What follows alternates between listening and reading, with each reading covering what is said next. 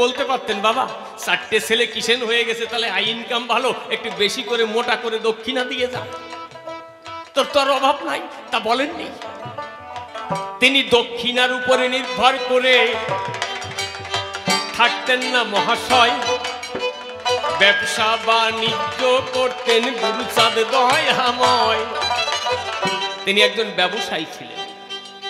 কোন মানুষ যদি বিপদে পড়ে যেত তার তারে, বাবা আমার সংসারে খুব অভাব, কি করে চলবো, বাবা মা ছেলে মেয়ে নিয়ে না খেয়ে আছি, বলতো আচ্ছা তুই ব্যবসা করতে পারবি? বাবা ব্যবসা করব, তার পুঁজি কোথায়? আরে পুঁজি আমি দেব, কিন্তু একটা কথা বলি, আমি যে টাকা দেব ব্যবসা করে তোমাকে সুদ সমেত ফেরত দিতে হবে। মনে হয় না তাহলে গুরুচাঁদ ঠাকুর সুদখোর ছিলেন? তা নয়, চাপ দিয়ে রাখত যাতে সত্যি সত্যি দেবার জন্য।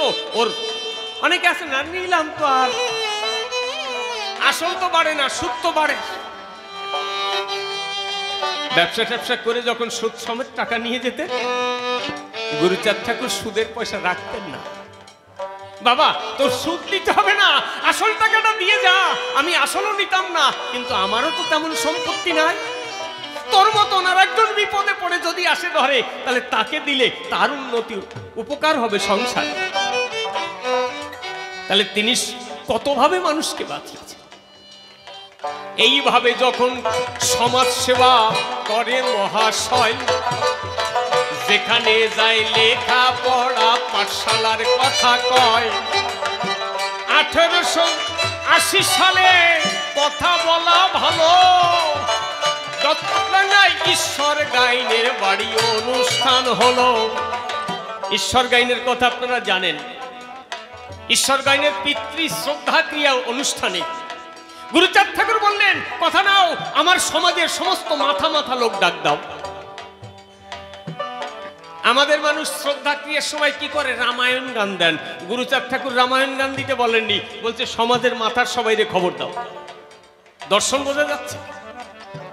সেখানে 5000-এর উপরে নমশূদ্রদের সমস্ত যাদের একটু পয়সা করি জমি টমি ছিল, সবাই মাতুব্বর হাজির হয়েছিল। গুরুচাঁদ ঠাকুর তাহার কথায় ডাক দিয়া শুধায়, সমাজকে জাগাতে হবে সুনিশ্চয়, গ্রামে গ্রামে পাঠশালা করে যেতে চাই, তোমরা গিয়ে পাঠশালা করো যে সবাই। সবাই যাবে গ্রামে গ্রামে পাঠশালা করতে।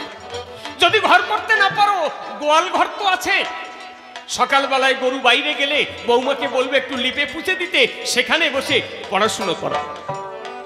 গরমের সময় গাছের তলায় করবে। এইভাবে যখন গ্রামে গ্রামে পাঠশালা তৈরি হলো, গুরুচাঁদ ঠাকুর শুধু আদেশ দিয়ে থেমে থাকেননি। তিনি যখন ওড়াকান্দিতে এলেন, এসে 1880 সালে প্রথম ওড়াকান্দিতে পাঠশালা করেছিলেন। যখন তিনি পাঠশালা স্থাপন করিল, দূর দূরান্ত থেকে ছেলে মেয়ে আসিল, কিন্তু মোদের ঘরে তেমন শিক্ষক কিন্তু নাই। শিক্ষক নিয়ে ঝামেলা হলো তোমারে জানাই। যারা মোদের ঘৃণা করে তাদের আনা হলো, তারা এসে মাসে মাসে মাইনে নিয়ে গেল। পড়ায় না, মাসে মাসে মাইনে নাই, পড়াবে কেন? পড়া জিজ্ঞেস করলে যদি ওরা কথা বলে, তাহলে ওদের মুখের বাষ্পে স্কুল ঘর অপবিত্র হয়ে যাবে, তাই ওদের কাছে জিজ্ঞেস করে না। ওদের লেখাপড়া শেখায় না, শোয় না, তাহলে জাত চলে যাবে। সমস্ত মানুষ আশাহত হলো। গুরুচাঁদ ঠাকুরকে বললেন, বাবা এভাবে তো লেখাপড়া হবে না, কেউ কোনো লেখাপড়া শিখছে না, অথচ মাসে মাসে মাইনে নিয়ে যাচ্ছে। গুরুচাঁদ ঠাকুর সবাইকে বললেন, তোমরা ভেঙে পড়ো না, কি বলবো তোমাদের ধারে নিশ্চয়ই আমার বাবার কৃপায় কেউ এই হাল ধরতে পারে, সে আসবে।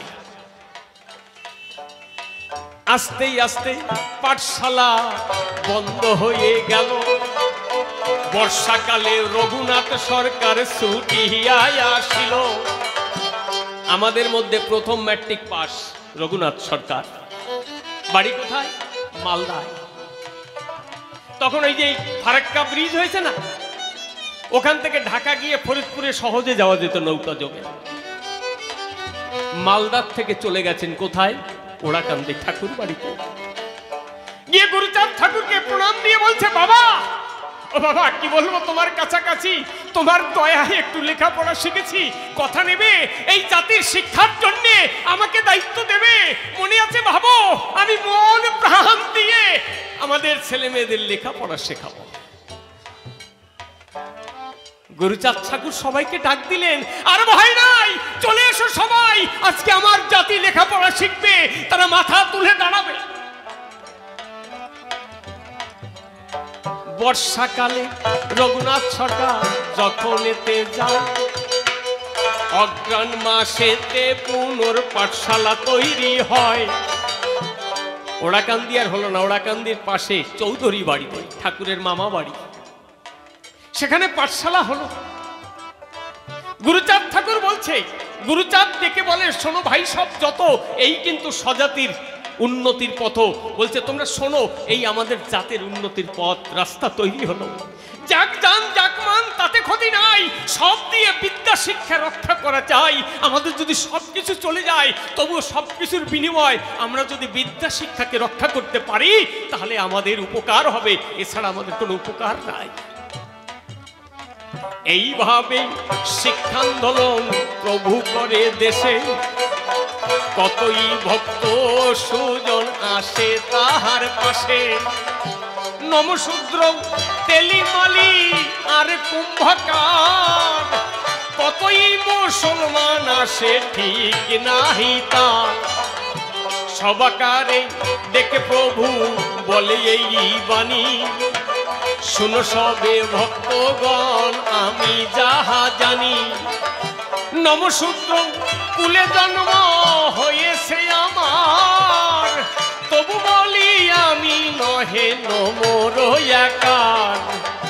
দলিত পীড়িত যারা দুঃখে কাটে কাল, শুষ্ণে শুষ্ণে বলে যত জলচল। শিক্ষাহারা দীক্ষাহারা ঘরে নাহি ধন, এই সবে জানি আমি আপনারই জন। তাই বলি তোমরা যদি কেহ মানো মোরে, অবিদ্যান পুত্র কন্যা যেন নাহি থাকে ঘরে। বলুন তো, পৃথিবীতে কে বলেছে যে তোমরা আমাকে যদি মানো তাহলে যেন একটাও ছেলে মেয়ে অশিক্ষিত থাকে না? যত শাস্ত্র গ্রন্থ, বেদ বেদান্ত, কত সিদ্ধান্ত তোমাকে জানাই, সবার লেখা পড়ার কথা কোথাও যে নাই। আরো কেমন করে অত্যাচার করা যায়, শিক্ষা নাহি পায়, তার ব্যবস্থা লেখায় আছে শাস্ত্রেরই পাতায়। মনুসংহিতায় লেখা আছে, শূদ্রের যদি ধন হয় ব্রাহ্মণ উহা কাড়িয়া লইতে পারবে, কারণ শূদ্রের ধন হইলে ব্রাহ্মণের ক্লেশ হইতে পারে। কারণ আপনি আগে আমাদের মানুষ কি করত, একটা চিঠি আসলে বাউন বাড়ি পড়াতে যেত, ও বলতো নে ওই গাছটারে চলা করে দে, পুকুর দিয়ে মাছ ধরে দে, না ডাব পাড়ি দে, নারকেল গাছ পরিষ্কার কর, তারপরে চিঠি পড়বো, বলতো না? 10টা টাকার প্রয়োজন হলে নায়েবের কাছে যেত, টিপসই দিয়ে ওই যে 10টা টাকা দিত। এরা তো লেখাপড়া জানতো না, কোথায় টিপসই দিচ্ছে জানে না তো। তারপরে বলতো তোর ঘর বাড়ি সব বিক্রি করে গেছিস, সব নিয়ে নিত। কই এর বিরুদ্ধে কেউ লড়াই করেছে? কিন্তু আমার গুরুচাঁদ ঠাকুর বলি সবার ধারে, এই সমস্ত দেখে সহ্য করিতে না পারে। নবজাগরণ এনেছিল এই যে বাংলায়, আরো অনেক উদাহরণ দিচ্ছি এই ধর্ম সভায়। আচ্ছা, তাকে পতিত পাবন বলে না? এই যে আজকে 14 সালে প্রধানমন্ত্রী হয়ে মাননীয় নরেন্দ্র মোদী বলছেন স্বচ্ছ ভারত নির্মাণ কর, বলছে তো স্বচ্ছ ভারত মানে কি? পায়খানা প্রস্রাবখানা করো, মাঠে ঘাটে পায়খানা মলমূত্র ত্যাগ করো না। বাংলার বাইরে তো অর্ধেক মানুষ মাঠে ঘাটেই পায়খানা করে। আমাদের পশ্চিমবঙ্গ, পুরুলিয়া ওই সাইডে যাবেন ওরকম আছে। তাহলে কে বলছেন? এই 2014 সালে নরেন্দ্র মোদী প্রধানমন্ত্রী, তিনি বলছেন স্বচ্ছ ভারত নির্মাণ করো। কিন্তু আমার গুরুচাঁদ ঠাকুর সেই 1880 সাল থেকে তিনি বলছেন পায়খানা প্রস্রাবখানা কাপড় নাড়া দড়ি এটা না থাকলে সেটা কি ভদ্রলোকের বাড়ি? তাহলে কত বছর আগে? 140 বছর আগে গুরুচাঁদ আমার বলেছেন যাহা, আজকে দাঁড়াইয়ে প্রধানমন্ত্রী বলেন তাহা।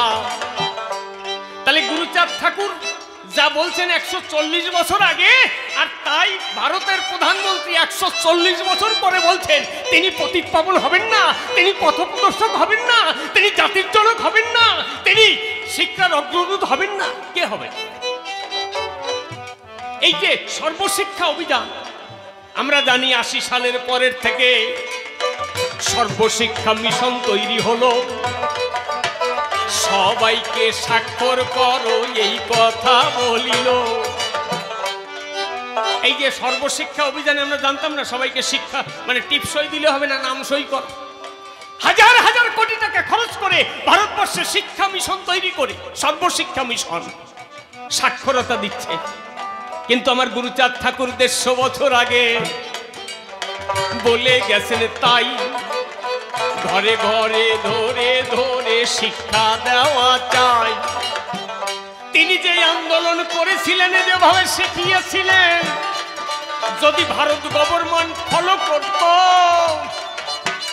100 বছর আগে সবাই শিক্ষিত হতো। গুরুচাঁদ সম্পর্কে যদি সত্যি সত্যি কেউ লিখতে পারে, জানেন বড় দুঃখের কথা। আজকে আমাদের মধ্যে অনেকে লেখাপড়া শিখেছেন, doctor, engineer, IPS, IAS, professor, তারা সাহিত্যিক, কবি, গায়ক, নায়ক, মাতব্বর, এমএলএ, এমপি, মিনিস্টার, তারা আমার গুরুচাঁদকে চেনে না। অন্যদিকে ধাই ইতিহাস না জানলে তার কি উন্নতি কবু হয়?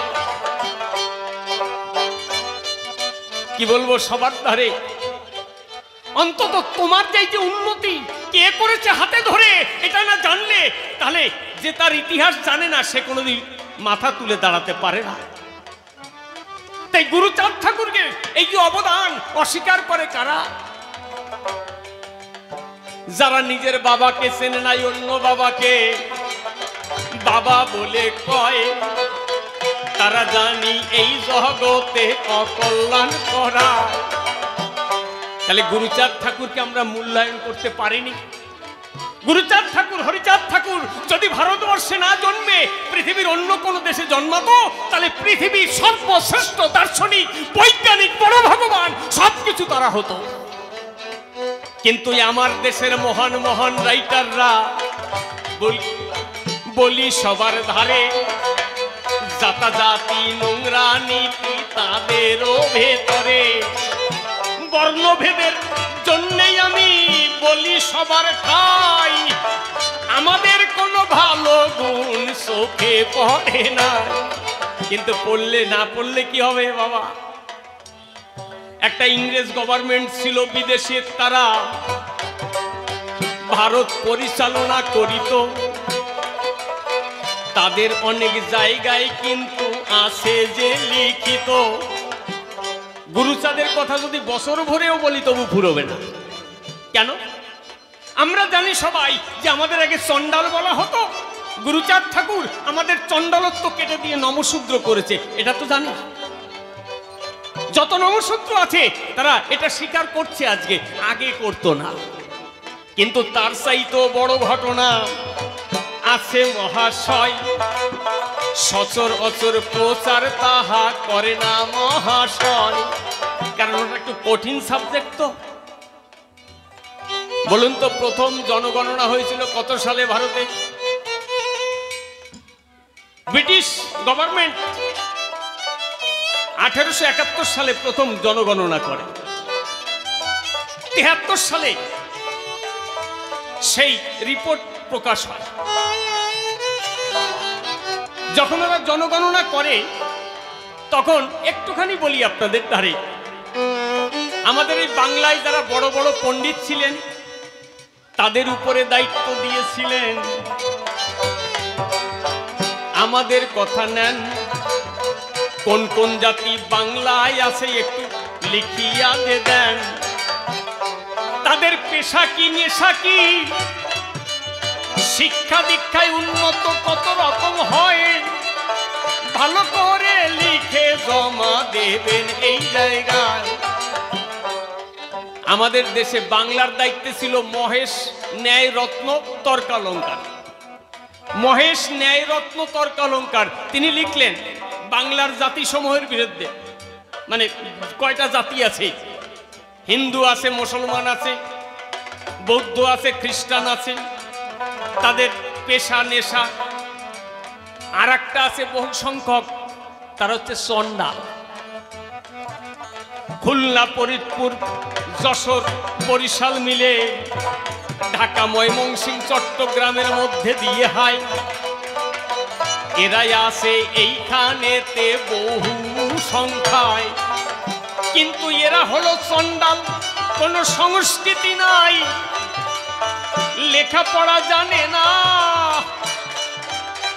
এরা কিন্তু এই জগতে কাউকে মানে না। এরা সব সময় সমাজের উল্টো চলে, বলি সবার ধারে। মানুষ এরা তেমন নয় কোনো প্রকারে। পুরুষরা চুরি ডাকাতি করে, মায়েরা মাঠে বাজারে যায়, চরিত্রহীনা বলে লিখিয়া যে দেয়। এটা কাদের নামে লিখেছে জানেন? পুরুষ ছেলেরা লেখাপড়া জানে না, লেখার প্রতি আগ্রহ নাই, তারা চুরি ডাকাতি করে, মায়েরা বাজারে যায়, মাঠে যায়, চরিত্রহীনা। এরা সমাজের ভালো চায় না। কাদের সম্পর্কে বলছে জানেন? নমশূদ্রদের সম্পর্কে বলছে। যখন ওই রিপোর্ট বাহির হলো, বলি সবার ধারে, ওইটা যখন ওই মিট সাহেব আসেননি, তখন গুরুচাঁদ ওইটাকে জোগাড় করে, তার বিরুদ্ধে আন্দোলন হয়েছে যে না, আপনারা বলেন তো আমাদের পূর্বপুরুষরা কি কাজ পারে না। সমস্ত জাতির তার কর্মের উপরে নির্ভর করে টাইটেল পেয়েছে, কিন্তু নমরা কোন কর্ম পারে না? সমস্ত কর্মে যারা পারদর্শী তাদেরকে বলছে চন্ডাল। তারপরে তো লড়াই হলো, বলি সবার ঠাই। এই কথাগুলি আপনারা জানেন যে সবাই, কিন্তু যেটা বেশি জানেন না, মনে আছে ভাবো, সেই কথাটি এইবার আমি তুলিয়া ধরিব। কি 1871 সালে ব্রিটিশ গভর্নমেন্ট একটা আইন পাশ করলো। কেন? কি আইন? Heredity criminal tribe act. তার মানে কি? জন্মগতভাবে ক্রিমিনাল আর কি, দাঙ্গাবাজ জাতি। কেন? ভারত সরকারের বিরুদ্ধে, মানে ইংরেজ গভর্নমেন্টের বিরুদ্ধে প্রথম ওই যে কৃষক বিদ্রোহ, সাঁওতাল বিদ্রোহ, 380 খানা বিদ্রোহ হয়েছিল। তার মধ্যে বাউন কায়েতরা তাদের সহযোগিতা করেনি, ইংরেজদের সাপোর্ট করেছিল। কেন?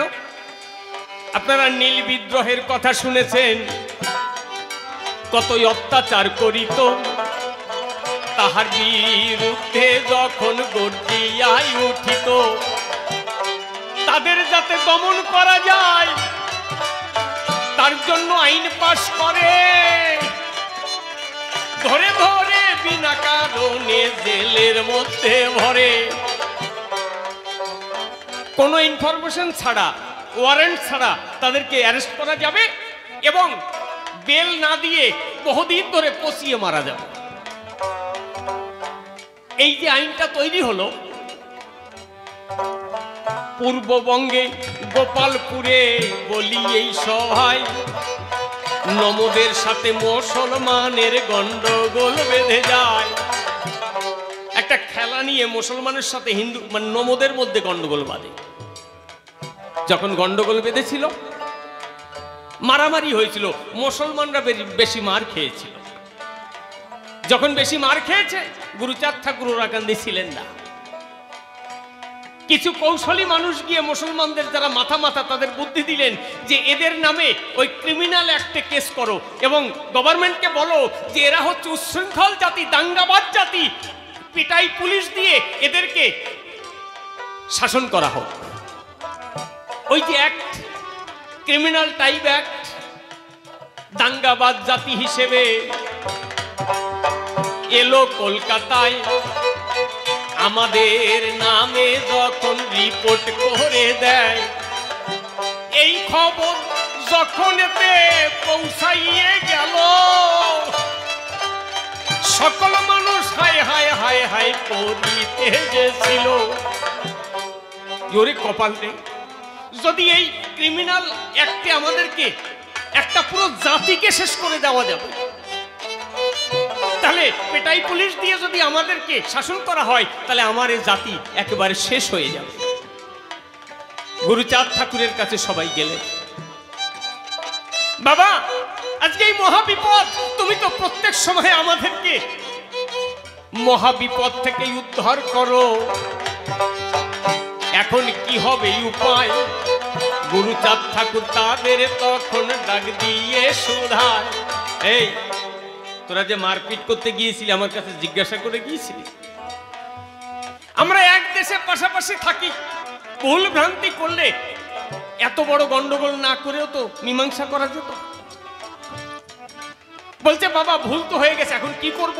ওদেরকে সহায়তা করছে সেই বড় বড় মানুষ যারাই আমাদের ঘৃণা করে, জায়গা দেহি নাহি দেয়, তারা এইবার উঠেছে গিয়ে মুসলমানের নাই। অর্থাৎ যারা চায় না আমরা লেখাপড়া শিখি, সমাজে মাথা তুলে দাঁড়াই, তারা কেমন করে আমাদের শেষ করা যায় মুসলমানদের সঙ্গে মিলে আমাদের বিরুদ্ধে ওই ক্রিমিনাল অ্যাক্টে কেস করেছে।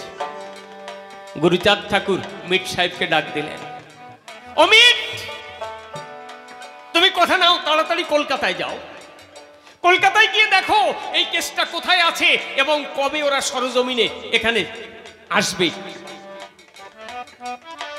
মিট সাহেব ওই কথা শুনে কলকাতায় গিয়ে ফিরে যেতে, তখন তো সহজে যাতায়াত করা যেত না, গিয়ে বলছে বাবা মাত্র 4 দিনের মধ্যে ওখান থেকে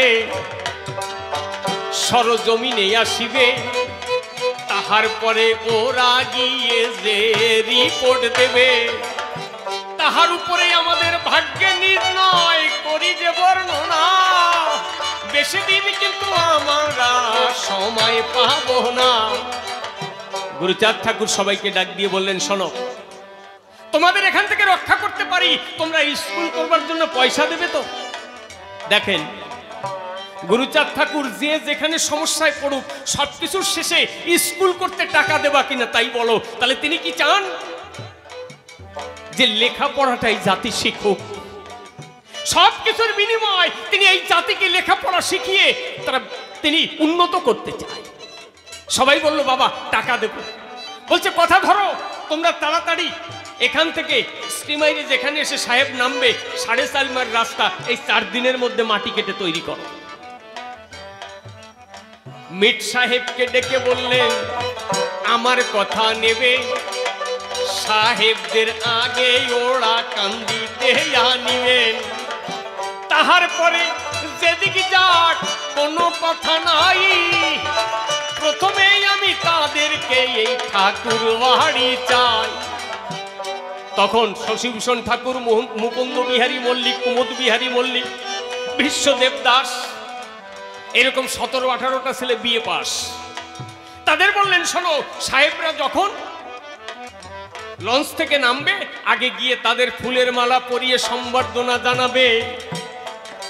আর মায়েদের বললেন তাই, সঙ্গে সঙ্গে তোমাদেরও সহযোগিতা করা চাই। লাল পেড়ে সাদা শাড়ি সবাই পরিবে,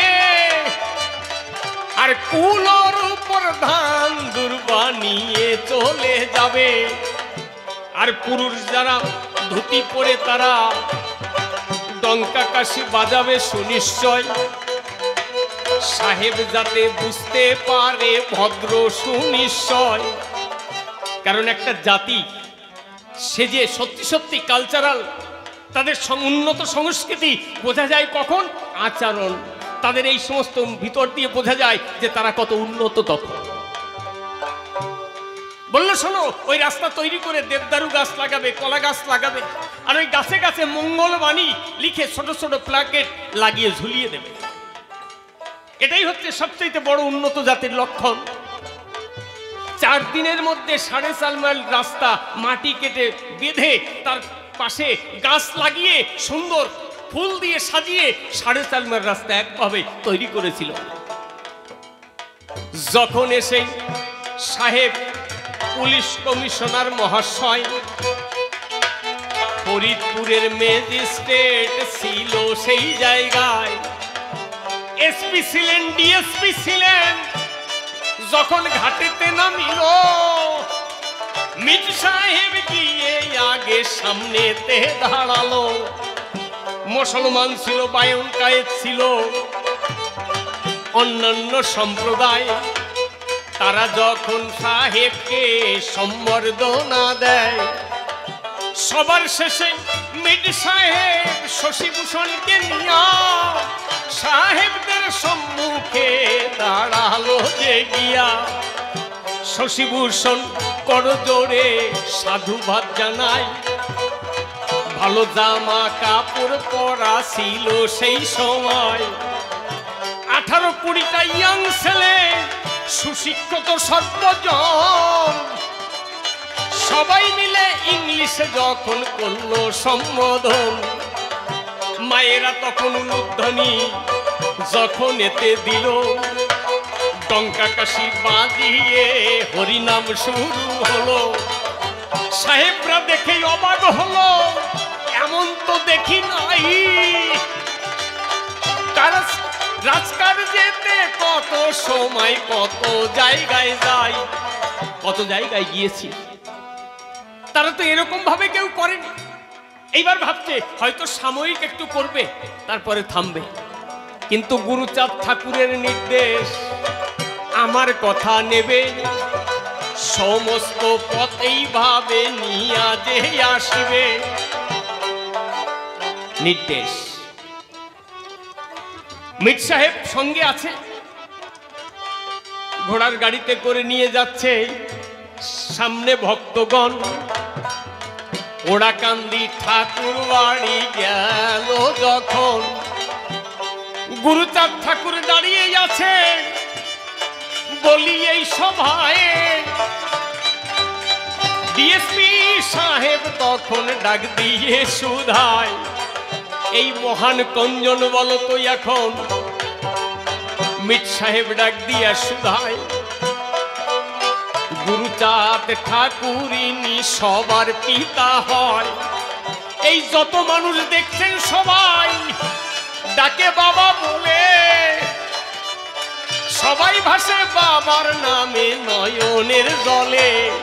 সবার রক্ষাকর্তা ইনি, করি যে বর্ণনা, ওনার কথা ছাড়া কেহ এক পাও চলে না। বলছে তাই? যখন DSP, police commissioner, DM, SP যখন সামনে গেল, গুরুচাঁদ ঠাকুর ওই কুলো নিয়ে সাহেবের মাথায় ঠেকিয়ে ধান দুর্ব মাথায় দিয়েছিল। সাহেব বলছে এটা কি গো, এ তো কোথাও পাইনি। মির সাহেব বলতে গেছে, গুরুচাঁদ ঠাকুর বলছেন দাঁড়াও আমি বলি। সাহেব, এই যে ধান, এই কুলোর উপরে প্রদীপ আছে, ধুনুচি আছে, হ্যাঁ বাজাও আস্তে আস্তে, এরপরে ধান দুর্বা, ধূপ ধুনা সকল দেখতে পাই, ইহা কপালে ঠেকাইয়ে আশীর্বাদ জানাই। শোনেন, এই যে ধান, ধান হচ্ছে অন্ন। আমরা বেঁচে থাকি এই জগতে এই অন্নের জন্য। অতএব এইটা দিয়ে বললাম যাতে তোমার জীবনে অন্য কষ্ট না হয়। সারা জীবন যাতে খেয়ে পড়ে ভালোভাবে থাকতে পারে। আর এই যে দুর্বা, ওই যে তাকিয়ে দেখো মাঠে জল ভর্তি, বলি সবার কাছে ওর তলায় এই দুর্বা ঘাস কিন্তু আছে, এর পাতা পচে যায় শুধু ডাটাটা থাকে। বলি তোমার ধারে শুকাইয়ে গেলে আবার জ্যান্ত হয়ে পড়ে, এ চমর জলের তলায় গেলে পচে যায়, পাতা খসে যায়, কিন্তু আবার শুকনো হলে আবার সেখান থেকে পাতা গজায়। দীর্ঘজীবী অর্থাৎ তুমি দীর্ঘজীবী হও। আর এই প্রদীপ কেন জানো? এই প্রদীপ এই জন্য তোমার জীবনে যেন কোনোদিন অন্ধকার না আসে। আর এই যে ধুনো কেন? যেন মশা মাছি দুর্গন্ধ এসে তোমার জীবনটাকে বিষময় করতে না পারে, তার প্রতীক হিসেবে আশীর্বাদ করলাম তোমারে। সাহেব বলছে, বাবা এই কৃষ্টি কালচার, এ তো উন্নত সভ্যতা না হলে যাদের কৃষ্টি কালচার না থাকে তারা তো পারে না। সঙ্গে সঙ্গে গুরুচাঁদ ঠাকুর বলে, আমার কথা ধরো, আমার সঙ্গে একটুখানি ওই দিকে গমন করো। পিছন দিকে নিয়ে গেল, ডাক দিয়ে তখন বলে, এই যে দেখো সারা দেশ ভরে আছে কিন্তু জলে। ওই যে নৌকায় মাঝি যায় গান গায়, জাল পাতে মহাশয়, বলো দেখি এরা কোনো দিন ক্রিমিনাল কি হয়? বলছে, দেখেন ওই যে নৌকা বাজছে, জাল ধরছে, গান গাইছে, আচ্ছা যারা এই কাজ করে তারা কোনদিন ক্রিমিনাল হয়? বলছে না। বলছে, ওই দেখুন ধান ভর্তি, ওই ধান যারা রোপণ করে মানুষের খাদ্যের যোগান দেয়, তারা কোনোদিন ক্রিমিনাল হতে পারে, দাঙ্গাবাজ জাতি হতে পারে?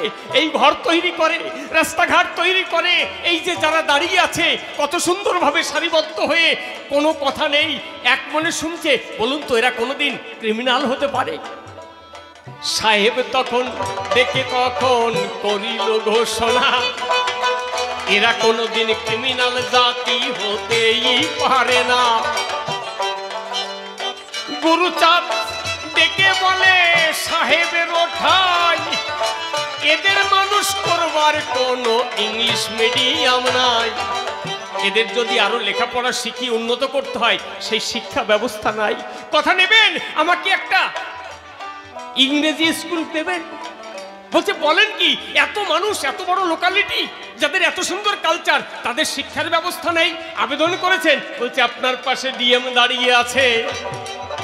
বলি, আপনার কাছাকাছি কতবার ওনার কাছে আবেদন করেছি, আবেদন নিবেদনে পরিণত হয়েছে, করি যে বর্ণনা, আমাদের একটা স্কুল স্যাংশন কিছুতেই করলো না। সামনাসামনি ধরা পড়ে গেছে, কমিশনার ডাক দিয়ে শুধায়, কেন স্কুল দেননি একটু বলুন তো আমায়।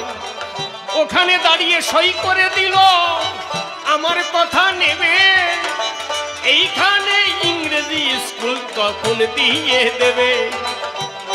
তাহলে আমাদের দাঙ্গাবাজ জাতির তকমা কেটে গেল, পুলিশ ধরে নাই, বাবা গুরুচাঁদের জন্য সবাই বেঁচে যায়। আপনারা জানেন ভারতবর্ষের প্রায় 250 জাতি এই আইনে পড়েছিল, তাদের শিক্ষার অধিকার ছিল না। এই সভ্য সমাজে কোনোদিন তারা মিশতে পারত না। এই যে আমাদের সাঁওতাল, মুন্ডা, এই ধরনের প্রায় 60 মিলিয়ন, মানে 6 কোটি মানুষকে এই আইনের আওতায় এনে তাদেরকে কি বলা হয়েছিল জানেন? এরা দাঙ্গাবাজ জাতি, রাজপথে উঠতে পারবে না, একটা এলাকা বেঁধে ধরা আছে, তার বাইরে যেতে পারবে না, পুলিশ যখন তখন বিনা ওয়ারেন্টে বিনা নোটিশে তাকে অ্যারেস্ট করতে পারবে, তার বেল হবে না, পুরুষ ছেলেদের সপ্তাহে সপ্তাহে গিয়ে হাজিরা দিতে হবে, যা অর্ডার করবে তাই করতে হবে, তাদের স্কুলে যাওয়ার অধিকার নাই, ধনে অধিকার নাই, নিজস্ব জায়গাও থাকবে না। কত রকম তারা কিন্তু শৈল যাতনা, গুরুচাঁদের দূরদৃষ্টির জোরে এই নমরা বেঁচে গেল। তাই তো শিক্ষা দীক্ষা পেয়ে উন্নত যে হলো, শুধু বাংলা না, সারা ভারতবর্ষের ভিতরে যত অনুন্নত জাতি তার মধ্যে নোমরা সবচাইতে উপরে। কেন? আকাশ থেকে পড়েছে?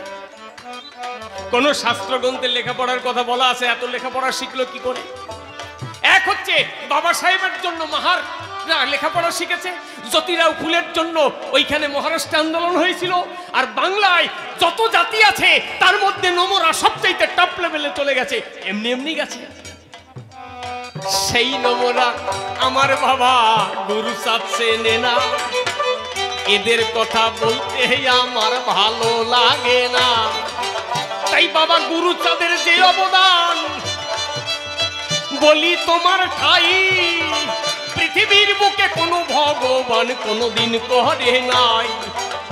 সবার যদি পূজ্য হতে হয়, বলি তোমার ধারে একমাত্র গুরুচাঁদ সবার পূজা পেতে পারে। কিন্তু অনেক মানুষ আছে করি যে বর্ণনা, এই তত্ত্ব তারা কিন্তু অনেকেই জানে না, আবার জানতেও দেওয়া হয় না কৌশল করে। বলি এ সবাই অনেক রকম কায়দায় আছে, জানেন শুধু চয়। আসলে আমাদের জানতেও দেওয়া হয় না, অনেক রকমের কৌশল পিছনে আছে।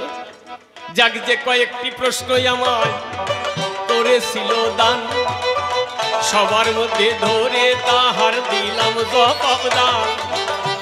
একটা জবাব দিতে রাখি নাই যে বাকি, এই জন্যেই অন্তরেতে হলাম আমি সুখী। ইহার পরে সাংবাদিক ভাই সভাতে আসিবে, তাহার মনের কথাগুলি খুলিয়া বলিবে। বলতে গিয়ে যদি আমার ভুল ত্রুটি হয়, ক্ষমা চেয়ে যাচ্ছি আমি এসব সবাই। দেখি এসে কোন কথা উঠাইয়ে তোলে, কোন ভাবের ভাব দ্বারায় সে দুনিয়াতে চলে। তাহার পরে মনে মনে আছে আমার ভাবো, তাহার কথা ধরে আমি জবাব দিয়ে যাব। তবে ভিন্ন কথা বলে দরকার কিছু নাই, আমার মতন আমি এখন শেষ করিতে চাই।